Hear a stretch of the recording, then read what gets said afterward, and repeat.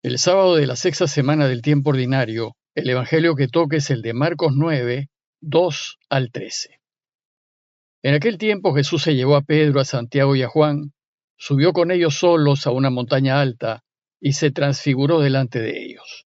Sus vestidos se volvieron de un blanco deslumbrador como no puede dejarlos ningún batanero del mundo. Y se les aparecieron Elías y Moisés conversando con Jesús. Entonces Pedro tomó la palabra y le dijo a Jesús: Maestro, qué bien se está aquí. Vamos a hacer 3 tiendas, una para ti, otra para Moisés y otra para Elías. Estaban asustados y no sabían lo que decía.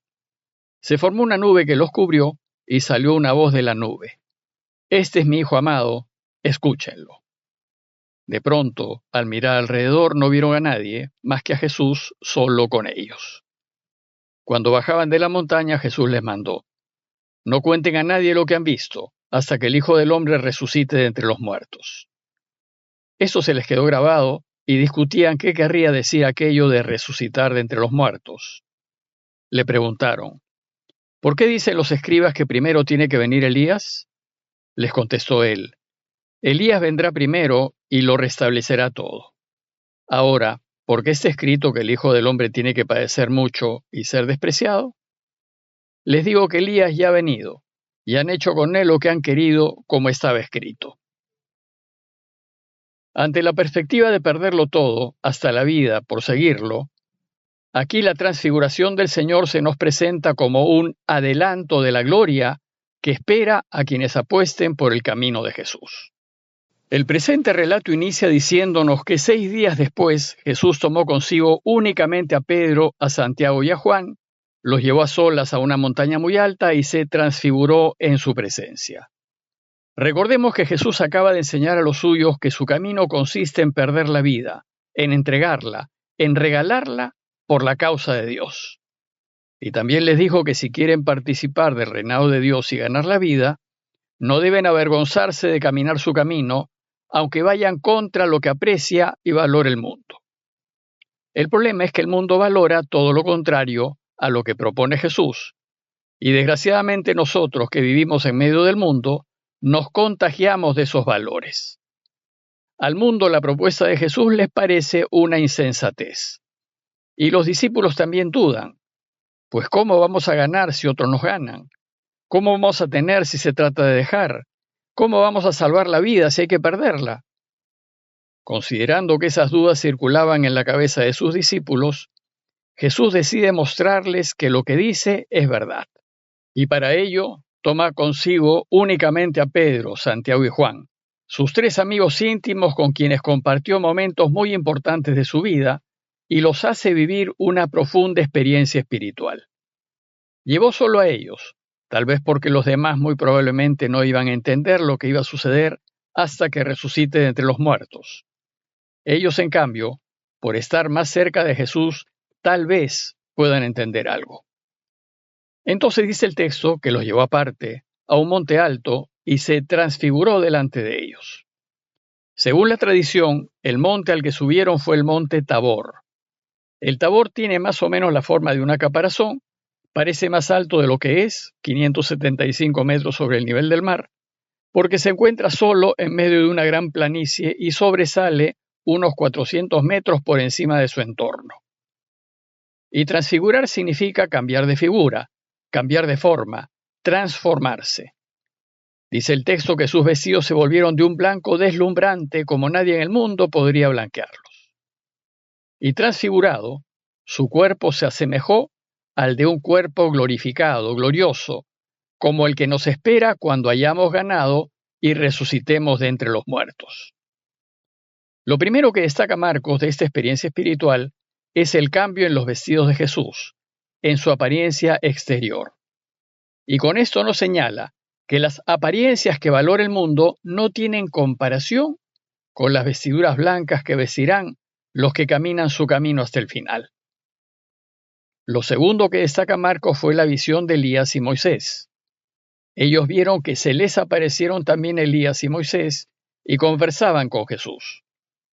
Moisés y Elías fueron muy queridos y venerados por el pueblo de Israel y se encuentran entre los hombres más destacados del Antiguo Testamento. Estos dos hombres representan dos aspectos muy importantes del camino de Jesús. Primero, la libertad, aquí representada por Moisés, que fue quien guió al pueblo de la esclavitud hacia la liberación. Según Jesús, el que camine el camino de negarse a sí mismo, vivirá la liberación total. Y segundo, la vida, aquí representada por Elías, quien fue llevado al cielo en un torbellino de fuego y no pasó por la muerte. Según Jesús, el que pierda su vida por él y por el Evangelio no gustará de la muerte eterna y se salvará. Ante esa extraordinaria visión, ellos se aturden. Marcos dice que estaban asustados ante la omnipotencia y grandeza de la divinidad, debido al extraordinario de la visión y debido a que ésta era inexplicable. En medio de su aturdimiento y en nombre de todos, Pedro balbucea algunas cosas. Primero dice: Maestro, qué bien estamos aquí. A pesar del susto, Pedro reconoce lo bueno de estar con Jesús, Moisés y Elías. Y a pesar del temor, tiene una sensación de paz, de triunfo, de bienestar. El camino de Jesús, a veces incomprensible, resulta finalmente en una paz profunda para quien lo camina. Y luego dice: hagamos 3 tiendas, una para ti, otra para Moisés y otra para Elías. Pedro desea atender a los huéspedes de la mejor manera posible para que se queden, para alargar la experiencia que estaban teniendo. En Israel mucha gente habitaba en carpas, especialmente en tiempos de viaje y peregrinación. San Pablo mismo se dedicaba a la fabricación de carpas. Y hacer tiendas para los invitados era una manera de acoger, de hacer sentir bien a los huéspedes, para que permanezcan a gusto. Pero lo que Pedro propone es solo fruto de su confusión, pues evidentemente quedarse, asentarse, establecerse, no era el objetivo de la visión. Y lo tercero que Marcos destaca de esta experiencia espiritual es la presencia de Dios Padre. Dice el texto que vino entonces una nube que los cubrió. La nube es imagen de la presencia de Dios. La nube nos recuerda a Moisés en los momentos de la liberación, pues cuando Dios liberó a Israel de la esclavitud de Egipto y lo guió por el desierto, lo acompañó en su caminar desde una nube. Y entonces se oyó una voz desde la nube. Así como lo hizo con el pueblo de Israel, desde la nube Dios les habló y les dijo: este es mi Hijo amado, escúchenlo. El mensaje de Dios es muy claro: escúchenlo. El Padre quiere que escuchemos a su Hijo, que le prestemos atención, que respondamos a su invitación de seguirlo, que nos pongamos a caminar tras Él y que pongamos por obra lo que nos dice.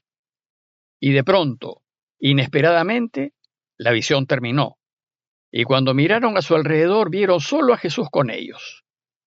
La experiencia espiritual había sido profunda, intensa, extraordinaria, indescriptible. Jesús los había hecho experimentar que el negarse a sí mismo y asumir las consecuencias de seguirlo es un camino que efectivamente lleva a la libertad y a la vida, pues nos da la victoria y nos pone en la otra vida al lado de Moisés y de Elías. Con su transfiguración el Señor los hizo experimentar la gloria del final del camino de la cruz y los llevó a gustar del extraordinario resultado de caminarlo, a fin de que se arriesguen y perseveren, sabiendo que les espera un final glorioso y de triunfo. Terminada la experiencia, los 4 amigos iniciaron el descenso del monte, y Marcos nos dice que Jesús les encargó severamente que de ninguna manera contasen lo que experimentaron, porque los demás no iban a entender, pues tampoco habían entendido eso de negarse a sí mismo y elegir perder la vida para salvarla. Jesús tendrá que demostrar con su propia vida que lo que nos dice es verdad, que su camino, si se lo sigue, lleva a la felicidad eterna. Y la prueba definitiva que lo que enseña es verdad será su resurrección. Por eso el momento apropiado para compartir esa experiencia será luego de su resurrección, es decir, cuando el Hijo del Hombre haya resucitado de entre los muertos. Como ven, ahora Jesús añade una nueva pieza a su desconcertante propuesta, su resurrección de entre los muertos, y esto sume a los suyos en una mayor confusión. Ellos guardaron el secreto y al volver a nadie contaron lo que habían visto. Más adelante, luego de que lo maten y resucite, entonces entenderán. Mientras bajaban, sus discípulos, conocedores de las enseñanzas religiosas judías, le preguntaron: ¿por qué dicen los maestros de la ley que primero tiene que venir Elías? Pues ya reconocimos que tú eres el Mesías, entonces, ¿por qué tiene que venir Elías? Tampoco entendían por qué tenía que morir. Jesús insiste en sostener todo lo que dice la tradición de Israel, tanto en el anuncio de la venida de Elías como en el anuncio de sus padecimientos. Y respondiéndoles, les dice que la Escritura ya se cumplió y que, como dice la Escritura, Elías ya llegó. Para Jesús y para la primera iglesia, Juan Bautista fue Elías. Pero si bien Elías ya llegó, no podrá evitar que el Mesías sufra, y a Jesús le tocará sufrir la suerte del justo. En conclusión, la enseñanza de este pasaje es que lo que nos transfigurará, lo que nos permitirá gozar de la vida eterna, no es quedarnos disfrutando del momento presente, sino ponernos en camino, hacer por Él y trabajar para Él. Es tomar la cruz y seguirlo. Pidámosle al Señor su gracia para que la experiencia de la transfiguración nos lleve a pensar en la gloria que nos espera y nos anime a arriesgarnos y apostar por su camino. Parroquia de Fátima, Miraflores, Lima.